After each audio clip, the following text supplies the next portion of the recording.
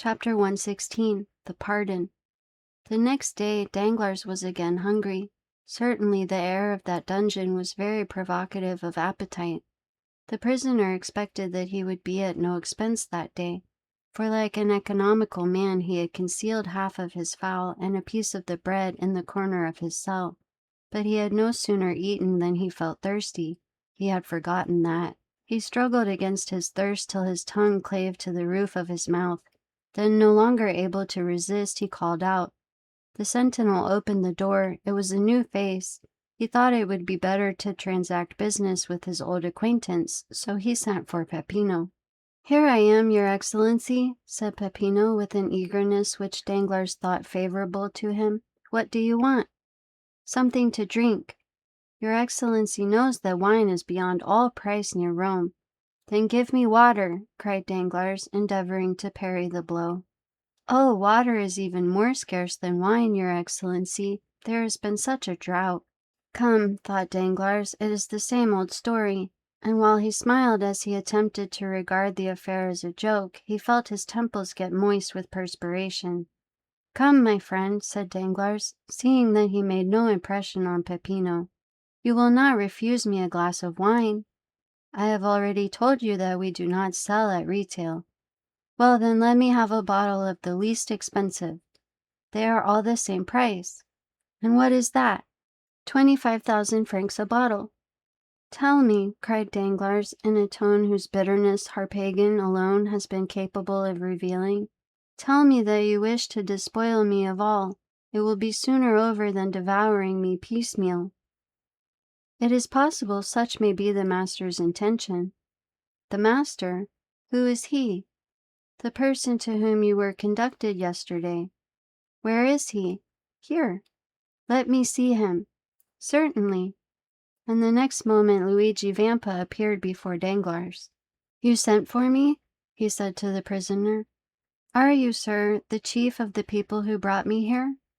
"Yes, Your Excellency. What then?" "How much do you require for my ransom?" "Merely the 5,000,000 you have about you." Danglars felt a dreadful spasm dart through his heart. "But this is all I have left in the world," he said, "out of an immense fortune. If you deprive me of that, take away my life also." "We are forbidden to shed your blood." "And by whom are you forbidden?" "By him we obey." "You do, then, obey someone?" "Yes, a chief." "I thought you said you were the chief." "So I am of these men, but there is another over me." "And did your superior order me to treat me in this way?" "Yes." "But my purse will be exhausted." "Probably." "Come," said Danglars, "will you take 1,000,000? "No." 2 millions? 3, 4? Come, 4. I will give them to you on condition that you let me go." "Why do you offer me 4,000,000 for what is worth 5,000,000? This is a kind of usury, banker, that I do not understand." "Take all, then, take all, I tell you, and kill me." "Come, come, calm yourself. You will excite your blood, and that would produce an appetite it would require 1,000,000 a day to satisfy. Be more economical." "But when I have no more money left to pay you?" asked the infuriated Danglars. "Then you must suffer hunger." "Suffer hunger?" said Danglars, becoming pale. "Most likely," replied Vampa coolly. "But you say you do not wish to kill me." "No." "And yet you will let me perish with hunger?" "Ah, that is a different thing." "Well then, wretches," cried Danglars, "I will defy your infamous calculations. I would rather die at once. You may torture, torment, kill me, but you shall not have my signature again." "As your Excellency pleases," said Vampa as he left the cell. Danglars, raving, threw himself on the goatskin. Who could these men be? Who was the invisible chief? What could be his intentions towards him? And why, when everyone else was allowed to be ransomed, might he not also be? Oh yes, certainly a speedy, violent death would be a fine means of deceiving these remorseless enemies, who appeared to pursue him with such incomprehensible vengeance. But to die? For the first time in his life, Danglars contemplated death with a mixture of dread and desire. The time had come when the implacable spectre, which exists in the mind of every human creature, arrested his attention and called out with every pulsation of his heart, thou shalt die."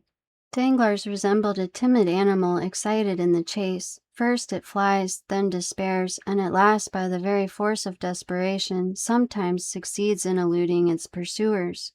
Danglars meditated an escape, but the walls were solid rock. A man was sitting reading at the only outlet to the cell, and behind that man shapes armed with guns continually passed. His resolution not to sign lasted 2 days, after which he offered $1,000,000 for some food. They sent him a magnificent supper and took his $1,000,000. From this time the prisoner resolved to suffer no longer, but to have everything he wanted. At the end of 12 days, after having made a splendid dinner, he reckoned his accounts and found that he had only 50,000 francs left. Then a strange reaction took place. He who had just abandoned 5,000,000 endeavored to save the 50,000 francs he had left, and sooner than give them up he resolved to enter again upon a life of privation. He was deluded by the hopefulness that this is a premonition of madness. He who for so long a time had forgotten God began to think that miracles were possible, that the accursed cavern might be discovered by the officers of the Papal States, who would release him, that then he would have 50,000 remaining, which would be sufficient to save him from starvation, and finally he prayed that this sum might be preserved to him, and as he prayed he wept. 3 days passed thus, during which his prayers were frequent, if not heartfelt. Sometimes he was delirious and fancied he saw an old man stretched on a pallet. He also was dying of hunger. On the 4th he was no longer a man, but a living corpse. He had picked up every crumb that had been left from his former meals, and was beginning to eat the matting which covered the floor of his cell. Then he entreated Peppino, as he would a guardian angel, to give him food. He offered him 1,000 francs for a mouthful of bread, but Peppino did not answer. On the 5th day he dragged himself to the door of the cell. "Are you not a Christian?" he said, falling on his knees. "Do you wish to assassinate a man who, in the eyes of heaven, is a brother?" "Oh, my former friends, he murmured, and fell with his face to the ground. Then rising in despair, he exclaimed, "The chief, the chief!" "Here I am," said Vampa, instantly appearing. "What do you want?" "Take my last gold," muttered Danglars, holding out his pocketbook, "and let me live here. I ask no more for liberty, I only ask to live." "Then you suffer a great deal?" "Oh, yes, yes, cruelly." "Still there have been men who suffered more than you." "I do not think so." "Yes, those who have died of hunger." Danglars thought of the old man whom, in his hours of delirium, he had seen groaning on his bed. He struck his forehead on the ground and groaned. "Yes," he said, "there have been some who have suffered more than I have, but then they must have been martyrs at least." "Do you repent?" asked a deep, solemn voice, which caused Danglars' hair to stand on end.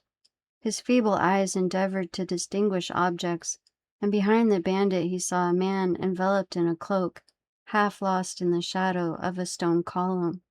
"Of what must I repent?" stammered Danglars. "Of the evil you have done," said the voice. Oh yes, I do indeed repent," and he struck his breast with his emaciated fist. "Then I forgive you," said the man, dropping his cloak and advancing to the light.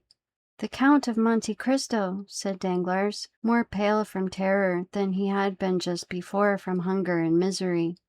"You are mistaken, I am not the Count of Monte Cristo." "Then who are you?" "I am he whom you sold and dishonored. I am he whose betrothed you prostituted. I am he upon whom you trampled that you might raise yourself to fortune. I am he whose father you condemned to die of hunger. I am he whom you also condemned to starvation, and who yet forgives you, because he hopes to be forgiven. I am Edmond Dantès." Danglars uttered a cry and fell prostrate. "Rise," said the Count. "Your life is safe. The same good fortune has not happened to your accomplices.